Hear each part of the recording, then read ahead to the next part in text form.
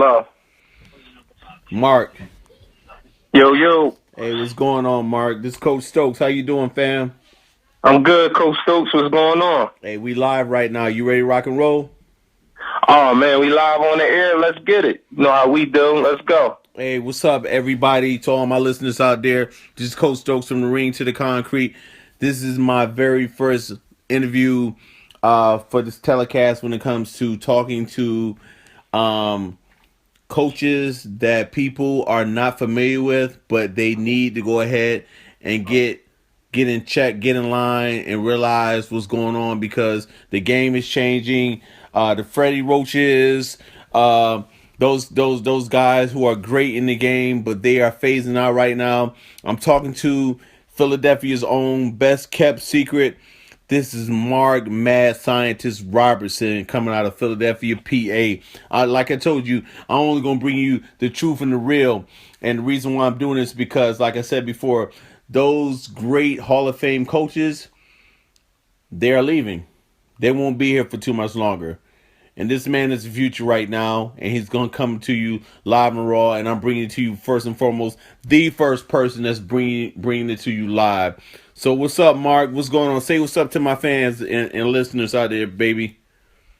Hey, how y'all doing? It's the mad scientist of boxing, for real. I'm from Philadelphia, PA, like Coach Stokes mentioned. I'm glad to be doing this second interview, I believe, with him. I'm just happy right now. I'm in a good place. When the mind is right for a mad scientist, anything is possible. I'm bound to create anything. So keep your eyes and ears open. Let this interview get rocking and rolling. Yeah, that's right. Hey, Mark. So tell my listeners, and they go on record. This is actually our third interview. Actually, our third. Okay, Yeah, okay. it's actually our third, but it's all good though. It's all good, and this is the third of many more. Mark, this is what I want to know, man. Tell my listeners a little about the Mad Scientist. Actually, that name is like it's come from the '90s, for real, for real. It's based off of. It's a funny thing. It's based off of.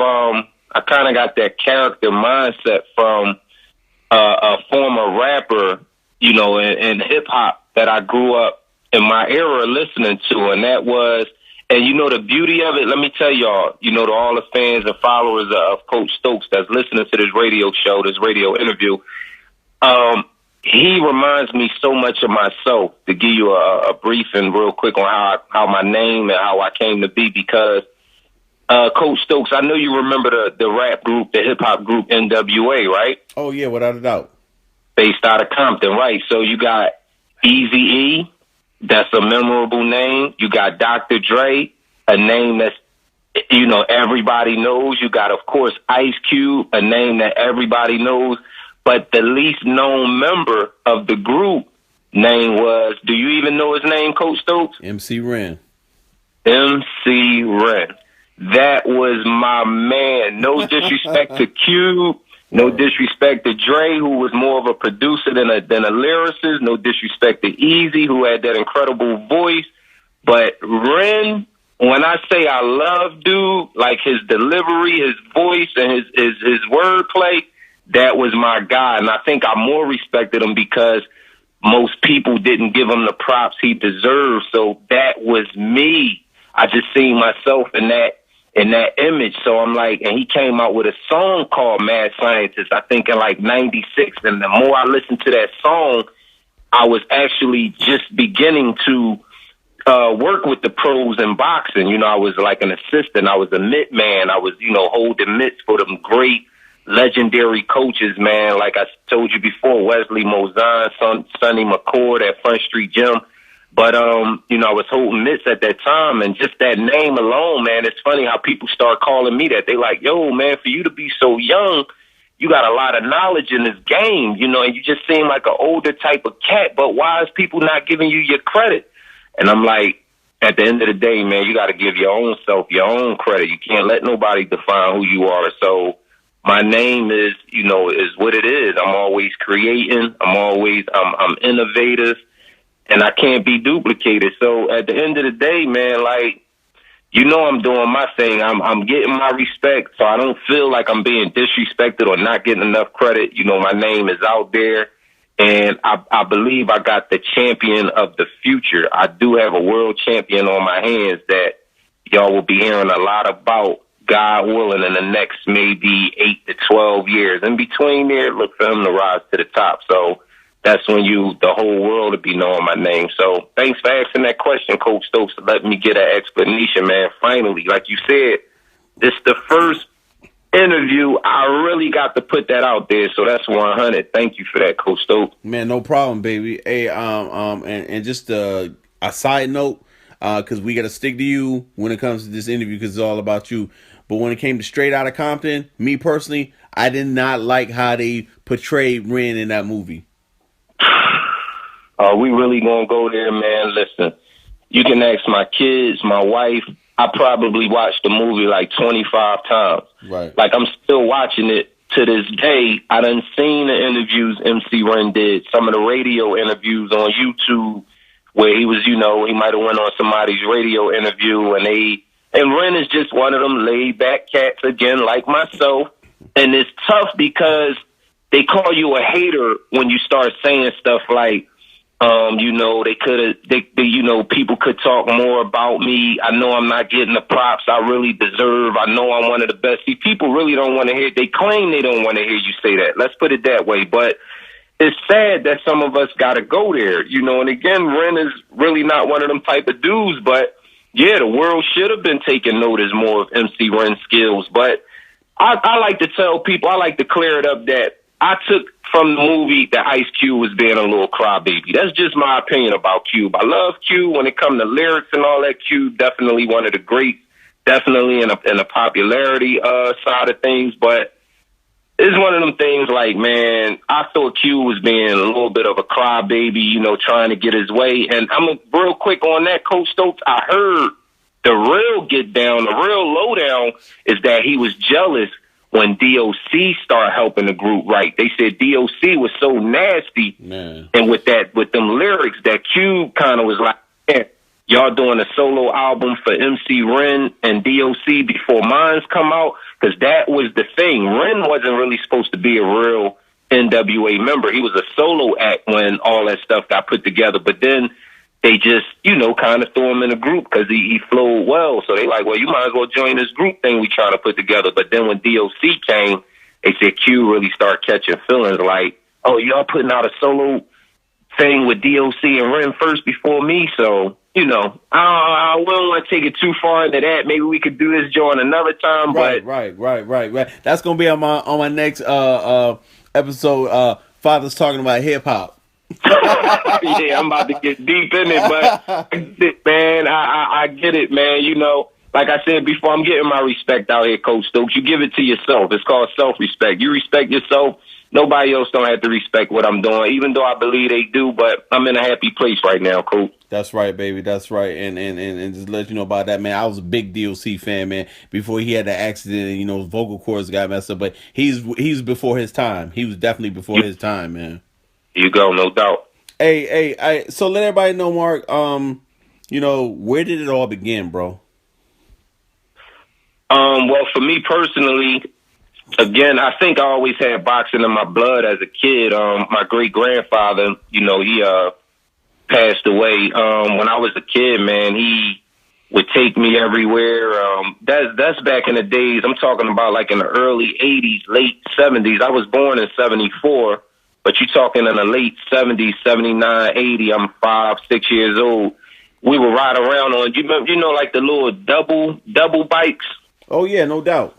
Yeah. Yeah, man, like I can vividly remember that stuff, man. We would ride around in the wintertime, man, on the double bikes. My feet couldn't even obviously touch the pedals, but I can kind of remember being on them bikes with him, and we would just have them talks. He would take me certain places, and he always called me Muhammad Ali. I guess that was that era. I grew up a chubby little kid, you know, whether you could believe that or not, man. When I was 4 or 5 years old, my mom and them called me Marky Boy. They said I had real fat cheeks and everything. I was a little chubby. So he always likened me to Muhammad Ali, and he always told me, you're going to be the next Muhammad Ali when you grow up.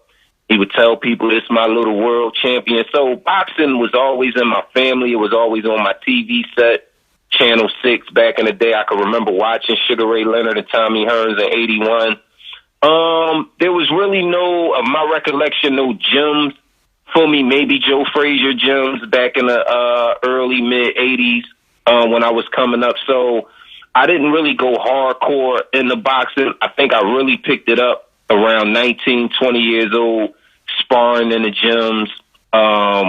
Then, just start sparring with some prominent Philadelphia names out of nowhere, and people couldn't believe my skill set. They like, how many fights you got? What level you on? You pro? You amateur? I'm like, nah, I don't even really box like that. They like, damn, you was just in the ring with Demetrius Hopkins, which is Bernard Hopkins' nephew, who went on to have a very good career. Yeah. The Anthony Thompsons, those type of guys came up in my era, or actually a little after me. I was a little older than them, but, I mean, they were the hot names, like, in the city. Of course, the Rock and Tiger Islands, like a little bit after them. But, for me, it was just always the love, just always that passion deep inside. So my thing wasn't really fighting with the gloves on. It was more so with the mitts and just hanging around the gym, learning from the great trainers. Like I said, sparring, jumping rope, hitting the bags, and then actually just getting into coaching when I was about 22, 23.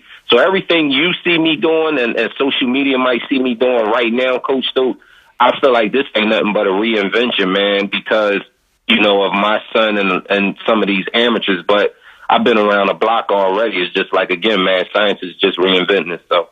No doubt. Definitely. You always brewing and stirring something up in the pot, I see. Always in the lab, working on something, man. Just trying to figure out a new lane, like they say, out with the old and with the new. You always got to keep the old school in you and respect it. But, yeah, you do got to stay innovative. You got to, always create something, create a new pathway to call, something just to call your own or whatever. And I don't know if I've reached that point yet. So many people before me have done it all and done some great things, but that's the thing about me going in that lab, man. Just coming. I got a pad work thing I do that I haven't released yet, but I was doing that in, I think, like 2003, 2004, and the people that saw me doing it, and this is a true story, man. God put his hands on me right now. It's like people saw me doing it and was like, yo, I never seen nothing like that before. Wow, like, where you get that from? And I'm like, man, it's just something I conjured up. I can't even explain it. I just did it. But every time in the gym people saw me do it, that whole question come out. Where you get that from? I never saw nobody do that form of mitt work before. And there's nothing fancy or flashy, but I'm a display it. Matter of fact, I'm a display it and send it personally to you. Okay. And you might have seen somebody do it, or you might have even did it yourself, but you don't see it a lot. It's so it's hard for me to really put a word on it. But when you see it, I guarantee you, if you implement it with Lil Diesel, man, like, it's an incredible form of really working offense and defense directly at the same time. It's not a transition of offense to defense, defense to offense.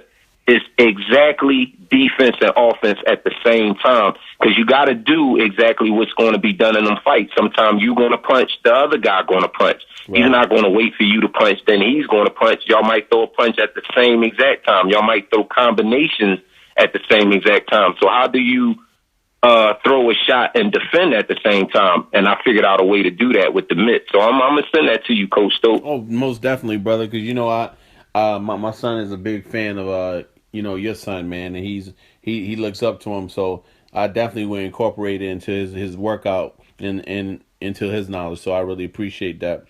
Got you. This is what I want to know. Have you done anything differently to change from when you first started coaching? If so, I think it's more so based off of mental and not actually physical. I do believe in consistency. So, drilling I'm trying to get better on drilling things with fighters that I work with. I think mentally, my mental approach to boxing changed as far as, how can I say it? Being one dimensional. Like I told you, in the 90s, in the late 90s, I worked with fighters mainly holding pads. And today, I display a lot of that on social media with my son. And, you know, sometimes people might look at you as a one-dimensional coach or whatever. Oh, yeah, he's good holding the pads, but can he actually teach? You know, what else is he really good at? And it's hard to really, you know, post certain things up on social media because I take this thing so serious. It's not about everything being displayed that I do, but if you ask fighters that I work with, that I really truly worked with, most of them will tell you, man, is Coach Mark's ability to sit down and give directions or point out things, always looking at the feet, always looking at where the elbows is placed, always looking at where the hand position is placed. See, people don't really get to see me do that on social media, but trust me, I got that. I do look at myself as a young teacher. I'm 42 years old, but to a lot of people, to the new school, I'm old, but, you know, to the old heads, I'm still young. I'm a young puppy. So that's why I like the balance of it. So if anything changed about me, Coach, I would say it's just more so the mental approach and not just being looked at as a mid-man, because that's what everybody mainly see me do. That I try to be real philosophical about the sport. You know, and I will say this. I look at when I look at people, individuals, I look at where they from, and that's really important to me because I'm a big history buff type of person. And when you look into Philadelphia, Pennsylvania, where you guys are from, who came out of there, who's holding it down, who's still there, it ain't got to do with boxing. Like, for example, we talked about hip hop, man. Philly has always had a movement when it came to hip hop, man. I remember back in the day, you know, you guys had 3 Times Dope, the Hilltop Hustlers, you know, Steady B, Cool C, you know what I'm saying? Guys like that, man. You know, and I know for these young cats, man, who claim like, you know, they listen to hip hop per se. What I don't call it hip hop. I call it junk in my opinion, but hip hop when you had to have bars, it was all about lyrics, man. Come on, man. Like y'all Yep. always held it down. And even today, man, you know what I'm saying? Like last week I watched the BET Hip Hop Award, excuse me. And when I saw the cypher, you know what I'm saying, when they had State Property up there, when Beans came out, I was like, yo, that's Beans. That's Benny Siegel. You talking Right. about real dudes that's like, man, yo. So when I look at like you, it's like you may be different from somebody who comes from Kenny Buckport, Iowa. I'm not saying that against them.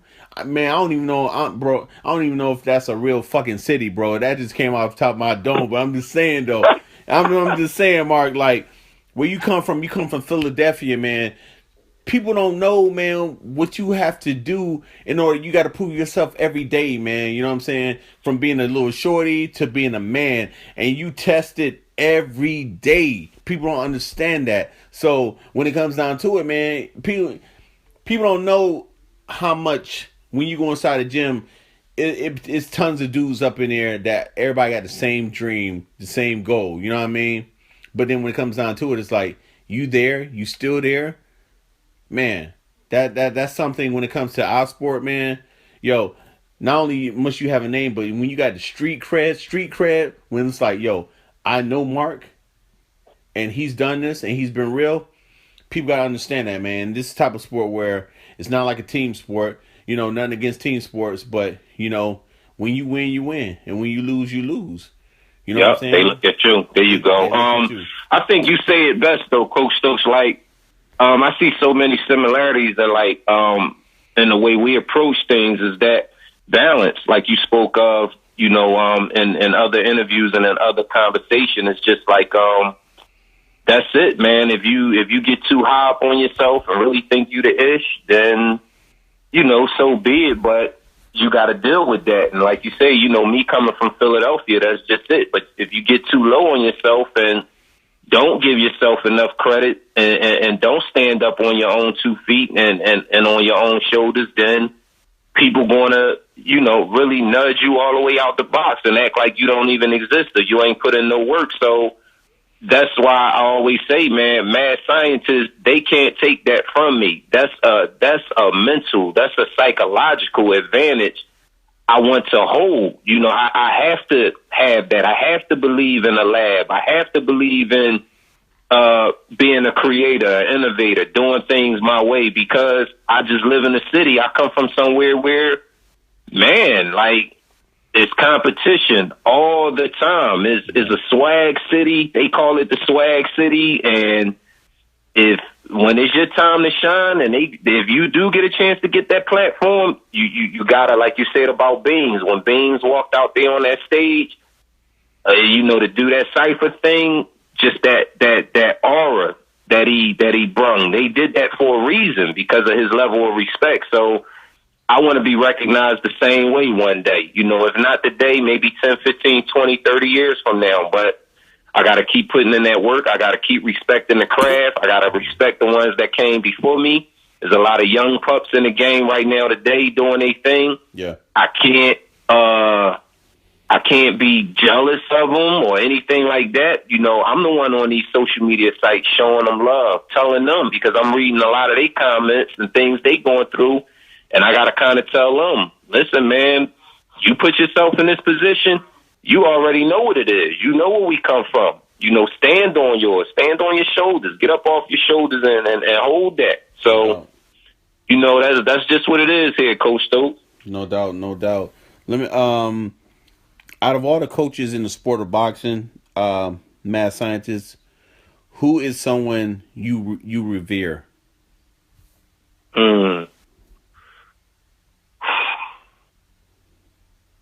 Wow.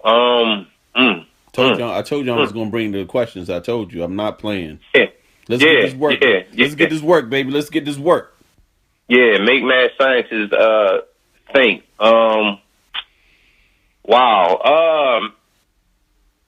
Honestly, I can't go no further than like I told you before. Mr. Wesley Mozart, he's passed away. He taught me everything I know. It's some very, very skillful, it's some very knowledgeable, skillful coaches out here. They might hold mitts well. They might speak loud in the gym. Their voice might carry. Whatever they got to do to make their fighter great, that's great for them. But I think you said it in the beginning of the interview, man. The real ones is a rarity. They left hanging, man, by like a thin piece of meat on a nail or something. Like, I can't. It's hard today. I mean, you see the ones that's doing these things because you see it in their fighters. Virgil Hunter, with Andre Ward. There's some great ones here. Some local ones, man. That's awesome to me. Tevin Farmer. We spoke about the recreation of Tevin. Obviously, that takes teamwork from the top. The coaches, Coach Chino, Coach Rell, who's like a little bro to me, Coach Rell. Man, these guys is doing a tremendous job. So if I got to use the word revere towards them, then hell yeah. Some others, Coach Fred Jenkins, who's here from Philadelphia. Man, it's a lot of greats, man. You got to get these dudes, young and old, they props. Mad Scientist, do you remember Sam Hickman? Why the name sound familiar, but I'm gonna have to say no, not really. I heard he passed not too long ago. Older gentleman, dark skin, had a pepper gray afro. Was he from here? Yeah, he from Philly. Sam Hickman. I can ask around about him. Not really ringing a bell to me. Okay.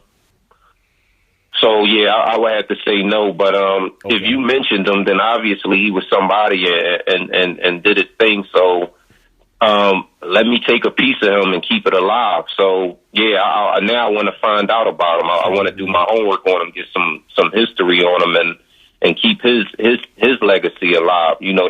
And honestly, that's what I'm really all about, man. People, people run around, whether it's social media, in public, face to face, saying what they say, doing what they do. But I'm a man from the inside out. Like, everything with me is about emotions. I'm a Cancer man, born July the 8th, 1974. Everything about me is all about sensitivity. And I know it's hard for men to speak on that, but that's really me, man. So when I really see people pushing for something, trying to really live a dream, to me, it starts from, you got to do that with that passion inside out. So I'm going to read up on that guy, man, try to keep his legacy alive, man, since he did some great things for, fighters coming out of Philadelphia. No, yeah. Him. I knew him way back in the day, and then of course, brother Nazim Richardson, and then Moses Mo. Oh yeah, Coach Moses. Man, I got to put him on that list definitely. Mo. One all-time trainers out of Philadelphia. Bozy Ennis, who got I don't know if you heard about the kid Jerron Ennis, his son Boots. Yeah, he made it to Olympic trials. Yeah, Bozy, great coach. All these guys is a little before my time, before me, but I do know them, know them personally, so you got to respect them, and again, want to keep their legacy going, too. Definitely. Shout out to all those amazing coaches out there. Hey, man, Coach Stokes, man, you do your homework, man, but you said you came from this side of town. Oh, you yeah. No doubt, man. Yeah, I'm a firm believer, like, everything I do, man, especially with my kids, man, like, I know y'all gotta have your own, and peace be upon, my grandmother, my grandfather, and them, when they was alive, man. But like when I was young, I used to listen to my music, and they'd be like, "Yeah, but you gotta listen to the old." I'm like, man, I don't want to listen to the old, but they grew me. I grew up listening to the Temps and to the Four Tops and Patti LaBelle and Gladys Knight and Teddy Pendergrass and the OJs and all them. You know what I'm saying? And if I didn't know my history from back in the day, you know what I'm saying, I'm not gonna know my future. You feel me? Yep. So that's my son and my daughter are like that. They know that, and they're gonna know this, man. So I gotta pay homage to those people from the past, man. Because if it wouldn't been for them, it wouldn't be no Steve Stokes. It wouldn't be no MadScientist. It wouldn't be none of us. You know what I'm saying? There you go. You got to reach back before you go ahead. That's it, man. Like I said, I can tell we just respect everything that happened before us, and got a lot of these new cats I don't want to, it's not really about putting names out there. I'm not speaking directly of nobody, but it's just about what you see. Right. Some of the things I see is like, you could tell these new school, like you said about the hip hop world. Some people call this thing rap still. I said, man, rap been dead for like almost 10, 15 years, man. Rap been gone at least 10 years. Like all this new stuff, I don't know what this is. I can't get into it. Yeah, I'm lost, man. I'm lost. I'm just like, yo, I don't even know who's who now. I'm like, what? Who's that? Like, wow. It's the same thing with boxing. Everybody good. If you're on social media and you can post a video, chop it up, which I'm guilty of. I do that myself from time to time. I chop a video up of my son doing some, put him a little highlight thing together. But one thing I can honestly say is my son's been out there. He's been tested. He's been to the national level, and he's fought in other states. He's not one of these local kids. And he only got 22 fights, but he's been to other places. So you got to test your fighter. I only can do certain things after I make sure my fighter been through the ringers before. So that was from my pro fighters all the way down to my son, who's just 11 years old. So it's the same thing with these new people in boxing, man. They stay local and they do get some things done, and they feel like they got everything mastered. They got it down to a science. But, a lot of them going to be in for rude awakenings, man, because this is the sport, as you say. It ain't no tag teaming nobody when things ain't going good for you. It ain't no substitutions. It's you. And I always tell my fighters, when you stick, you can wave to all your fans, walk into the ring, your mom, your dad, your girlfriend, whoever. But once you stick your head underneath the ropes and you step in that ring, it's your world. And only two people in that world, you and the other person you got to get out of there, The referee don't even belong in your world. When you step underneath the ropes, the ref don't even exist. It's all about you being in that world all by yourself once that fight is over. So there's a lot of people, man, that got to learn what this game is really about, man. So, and I'm still learning it myself. As I'm teaching, I'm learning. Yeah, brother, you never stop learning this game, man. Never. Never. Mad Scientist, this is a question that I want to know for myself, man. What are some of the most important basic boxing tools you feel a new boxer must have if you are going to give them an ounce of your energy? Easy. That's one of the simplest questions I can answer. It start with your foundation. Again, first you have to have that mental approach to know what you're getting into. But after that, the answer is simple to the question. Foundation, which means footwork, starting with the feet, and then having that missile, that jab. Those are your basic tools that you have to have if you want to box. How to stay up on your toes. Those are the things that drives me absolutely crazy. After working with my son since he was 3 years old up until now, so about 8 years, that's still the number one thing to this day. He just did a workout right before you called, and the number one thing to this day that drives me crazy the most is when I see his feet are not right after 8 years of trying to teach, show,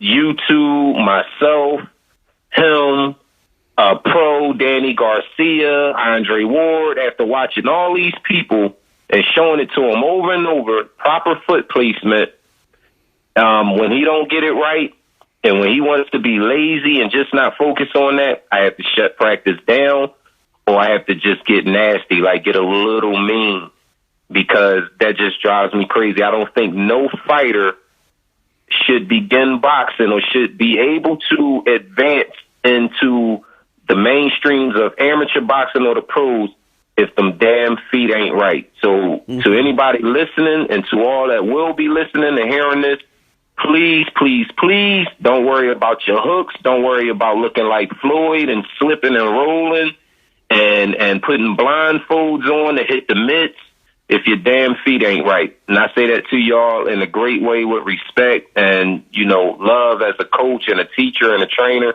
But start with the foundation and don't move from that and then get that jab working. It's all about the basics, right?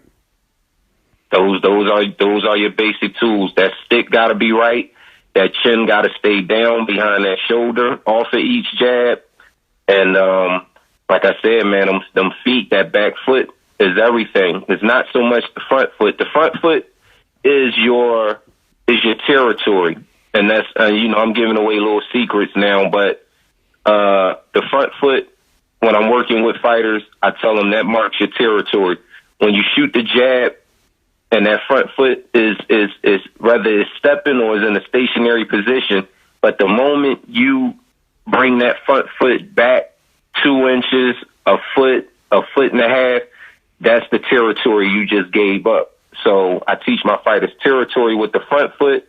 Back foot is generally and basically your balance. That's really where your foundation is. And if that back foot is too far aiming off the line of that right hand being fired after that jab, you're losing inches on that right hand. It might be a half inch, but that half inch might cost you to get countered with a left hook that can end your night, end your career, end that fight or whatever. So this is the game of inches. So footwork, man, proper footwork. Man, you just gave so many diamonds out, man. I'm telling you, man, cats better not sleep because they need to listen to this, like you say, you watch Straight Outta Compton 20, 25 times. They need to listen to this 20, 25 times. For real, man. What you just gave me, man, right then and there, man, opened up so many doors for me. And I've been in the game for a long time, man. So, like I said, we never stop learning. Thank you for dropping them jewels on us, Mad Scientist. No doubt, Coach, man. I want to give some quick shout outs to some people, man, that's been keeping us motivated, man, keeping that platform going. And man, I got to start with Coach Stokes. Like I tell him all the time. Coach Stokes has given us a platform, man. He's doing his thing. Hey, Coach, man, real quick. I know you saw the guy from out Colorado Springs, man, with the B.O.B. Oh yeah, my man. Yeah, he's big in MMA, you know, and people hit me up telling me like, yo, he's big time. I'm supposed to have him on a podcast, man, talking about not his mixed martial arts career, but he donates like I he goes over to Africa and like gives like clean water to people over there. Yo, he has a big movement, man. But yeah, that cat, yeah, I really appreciate that, man. And how he spoke out for your son as well. And that was awesome. And this is what I'm trying to say to people, man. You know, Coach Stokes is doing some major things. Me and my son, you know, Coach Stokes knows a lot about my son, man. We stay giving prayers and blessings to Coach Stokes, his family, man, Lord Diesel. We just do things in the dark, Coach Stokes, things that you probably wouldn't imagine, man. Like, we just a simple family. But over here, man, again, we want to just give you that shout out first. I want to start with you, man. The entertainer, man, Neo, he posted Little Future using the B.O.B., man. That was major love. Again, man, we've been reached out to by Andre Ward. You know, we just send him text messages every now and then, hoping that camp and that his health is going good. Yeah. Win, lose, the draw, man. You know, he's up against a monster in the game in Kovalev. And we've been in the gym lately again with Danny Garcia, watching another world champion work, man. And he gave Future some real nice rival gloves the other day, man. Some darn near brand new gloves. He said he wore them a few times, man, gave him the Future. That was love. Michael B. Jordan been reaching out to us, man, a movie, the actor that was in Creed. Yeah. Man, your guy, man, your man. He's been keeping a close eye on Future through social media, man. From the 49ers? The football player from the 49ers. Michael Will was his name. Will Hoyt? Yeah, Michael Will Hoyt. That man, so a lot of things, man, that we've been meeting people, man, we've been blessed by Coach Stokes, man. This guy is definitely not a hater at all, man. Coach Stokes steps up.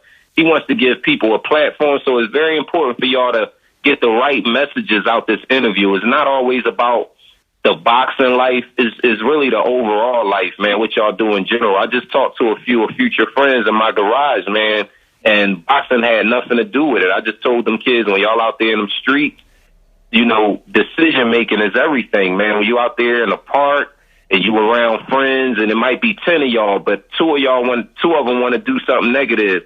Y'all got to encourage them to change their mind, and if they don't want to, get away from them cats.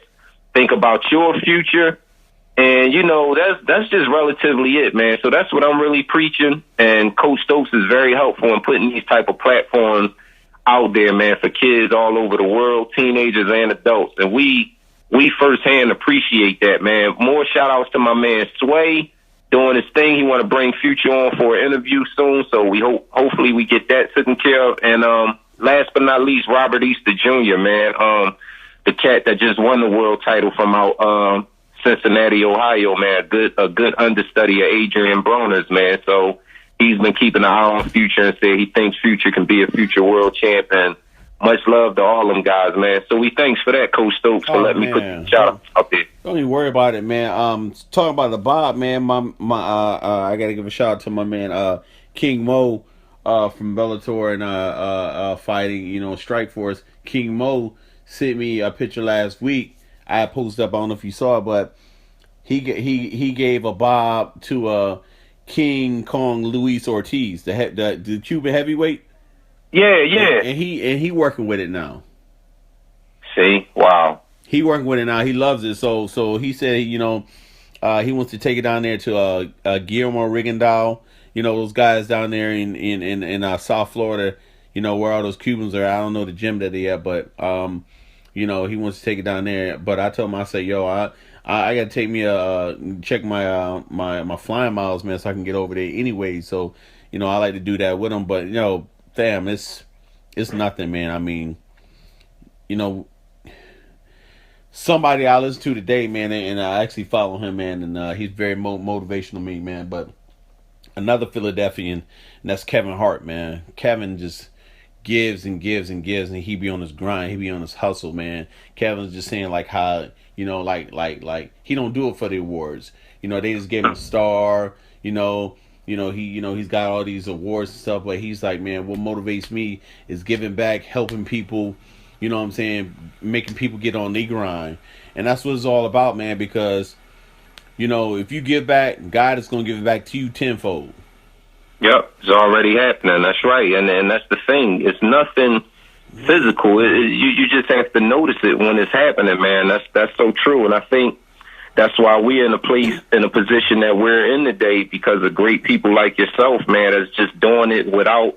It's just second nature to y'all, so it becomes second nature to us. It rubs off. So you're absolutely right, Coach, man, and I'm going to always tell you how much we appreciate it, man. Like, I can never thank you enough just for these moments to put my voice out there. Somebody, one kid, one adult, one teenager can listen to it and say, damn, I never thought, Mad Scientist thought like that, or Coach Mark thought like that, or Coach Stokes thought like that. So I'm going to take heed to that. And that's what we have to do, man. We got to keep these platforms alive. So I thank you for yours, man. We're going to keep pushing, man. The motivation going to get stronger each day.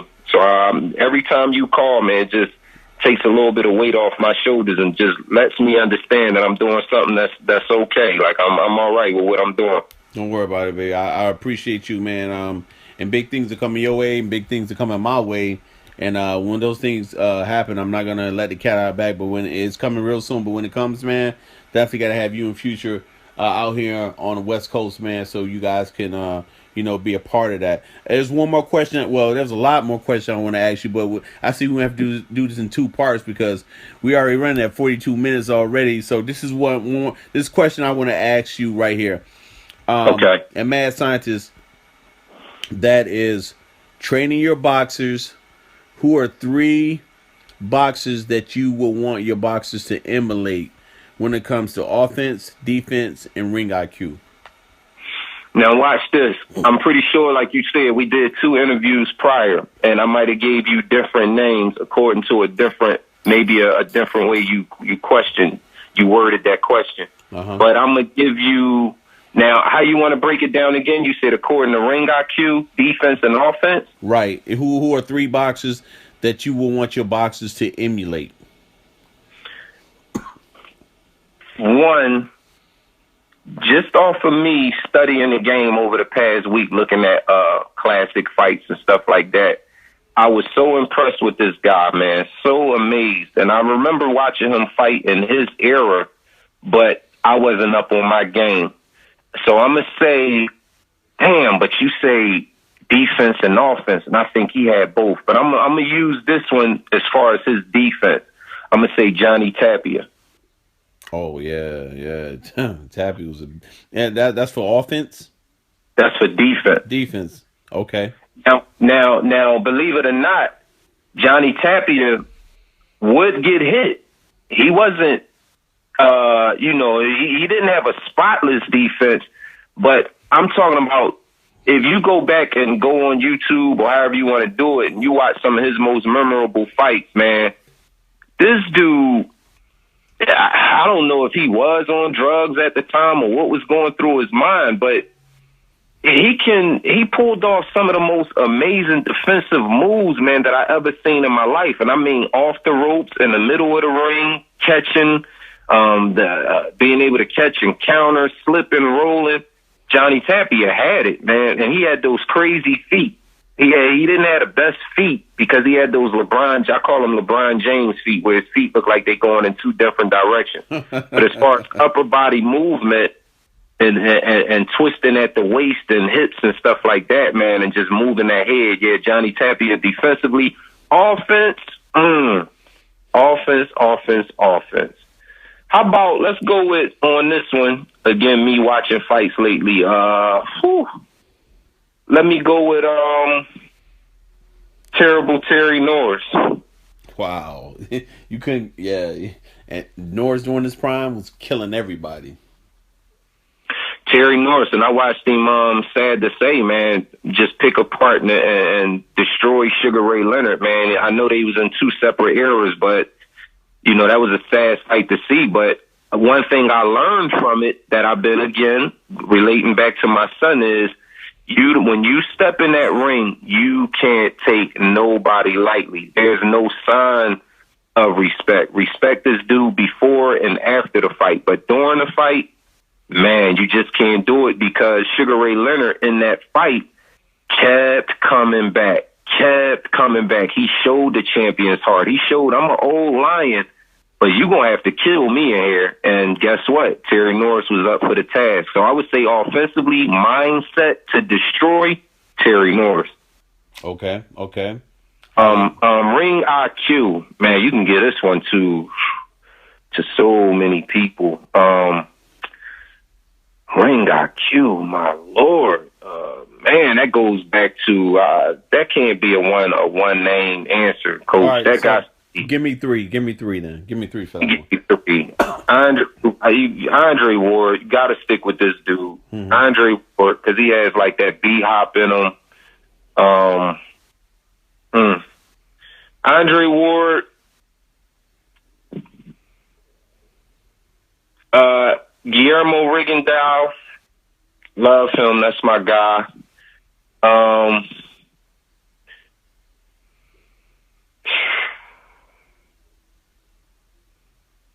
Man, you got to say Floyd.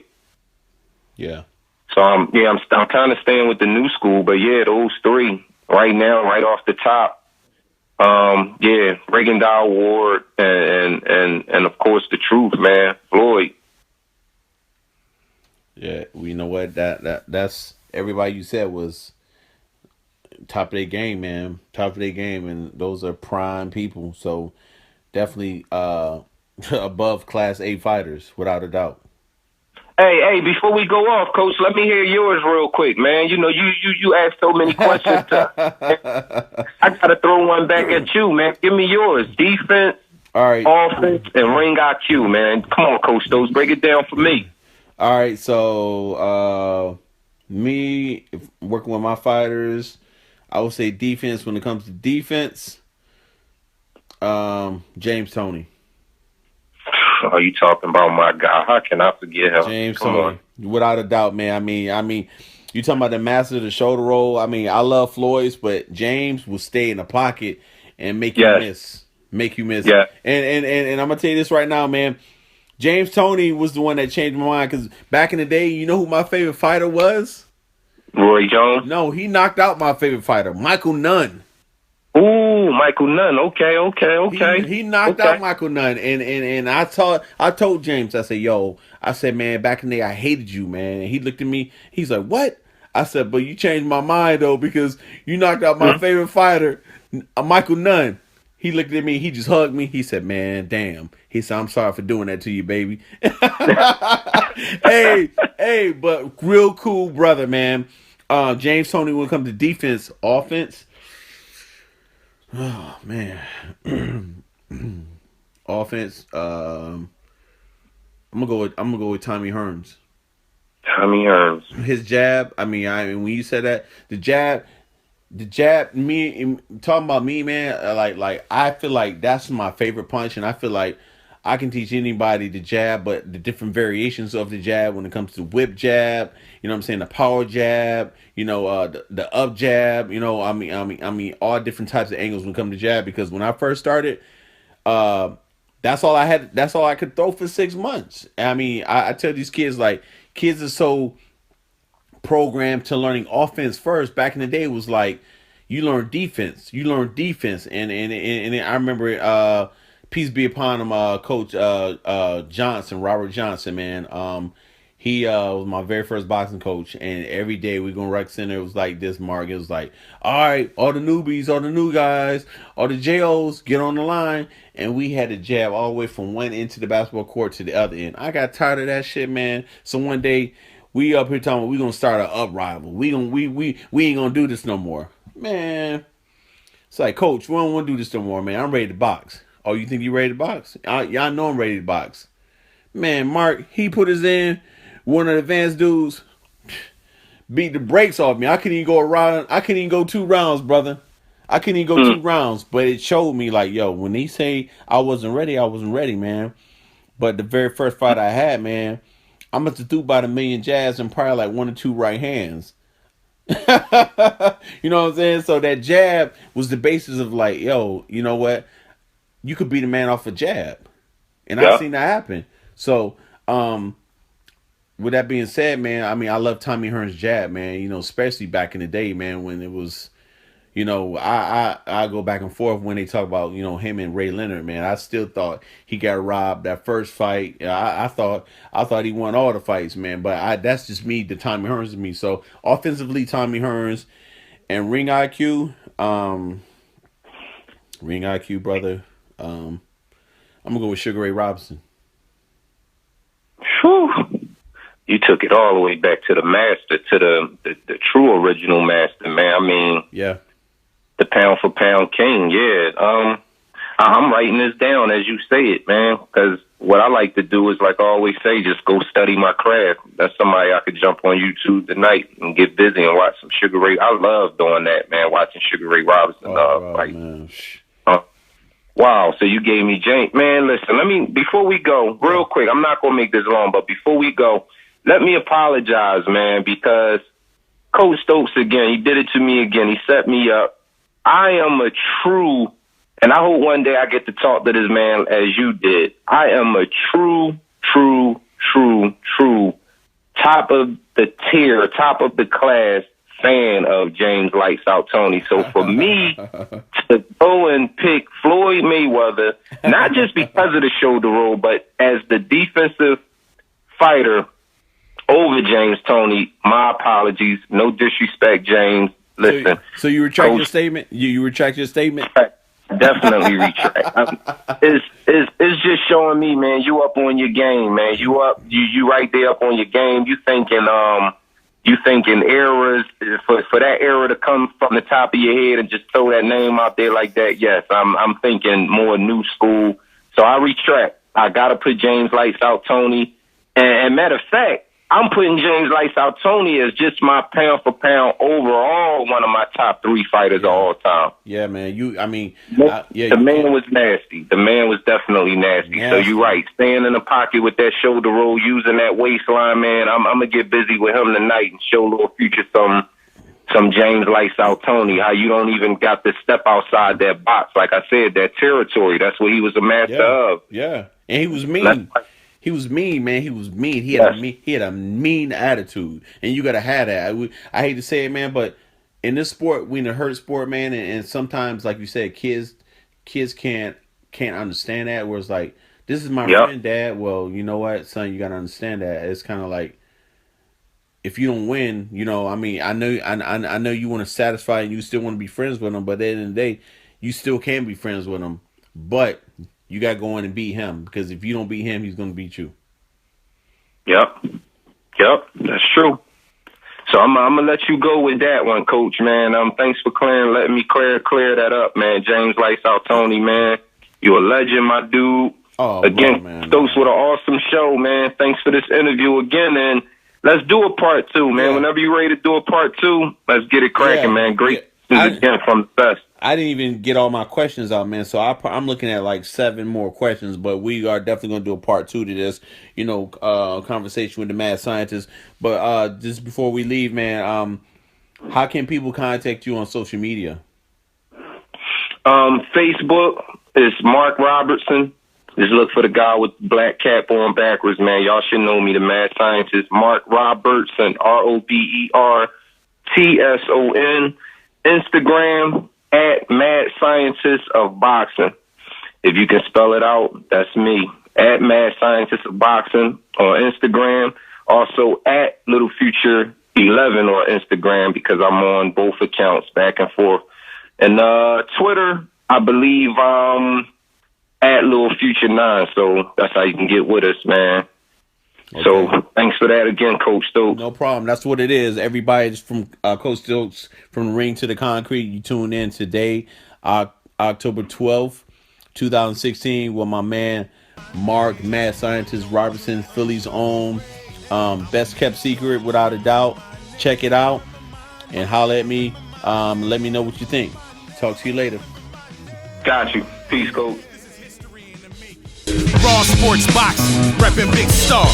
We got Coach Stokes, Sammy the Bull Mayhem, Headbangers Boxing, Darkside Damien, Abdullah Hurricane, Noah the Bullet, Amir Bootbanger, Mouth Entertainment, and we can't forget Cousin Larry Tate for connecting them dots.